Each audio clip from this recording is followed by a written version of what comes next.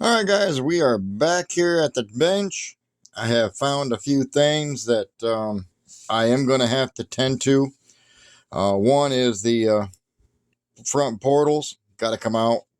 The C-hubs are all stripped out of the plastic housing where the portals mount to. So that's all now going to have to come out and be replaced without any further ado.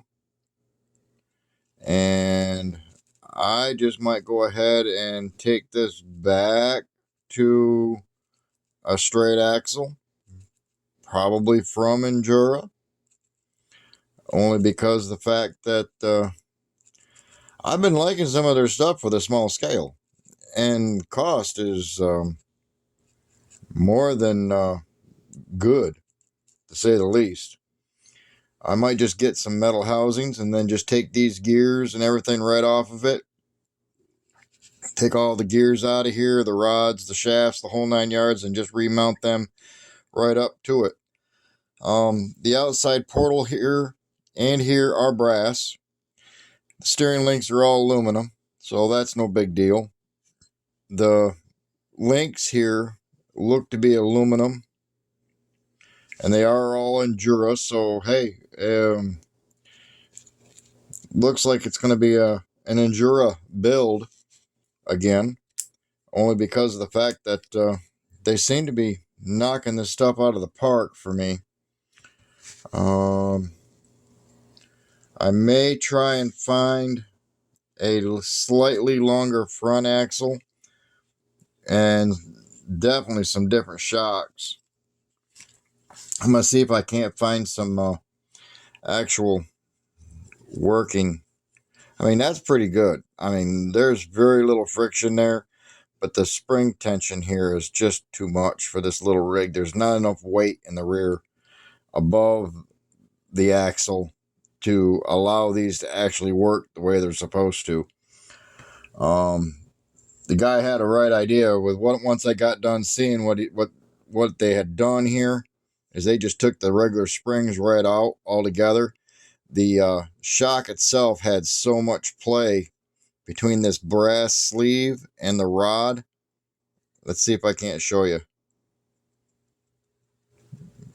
You see all that play? Oh, my bad. Hands in the way. See all that play? Yeah. That's a lot of play. I did check to make sure that the ends were in all the way before I showed you this, but yeah, there's tons of play in these shocks, so I am definitely going to do something different. See how it's hanging up? That should be just sliding right down there, just like that. They're dirty. They're wore out. So, new shocks, new front axle, at minimum, from Endura.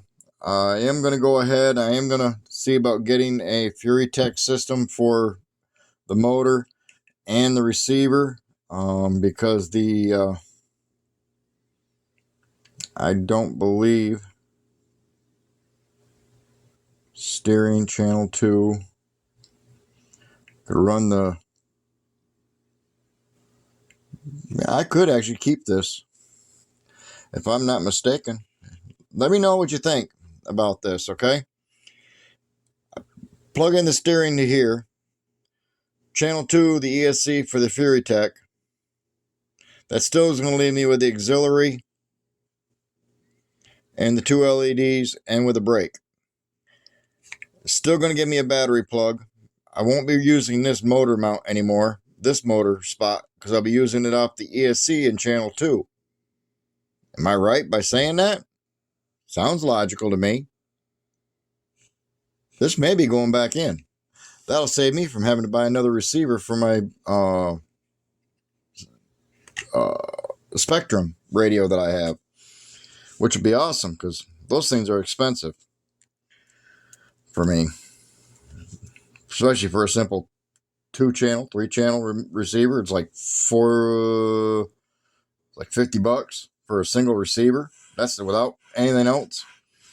So yeah, that's what we're going to do. Is we are going to leave the rear axle right alone. I'm going to attempt to See if we can't keep that rear axle in place.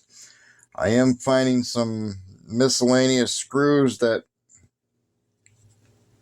do seem to be causing issues here. They're not staying tight. I think the rear axle needs to come out too, to be honest with you, because of the wear that's in here. I'm thinking.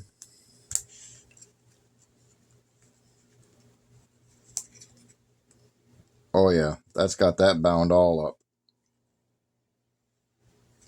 Just by tightening those screws up. And they're not even tightened up all the way.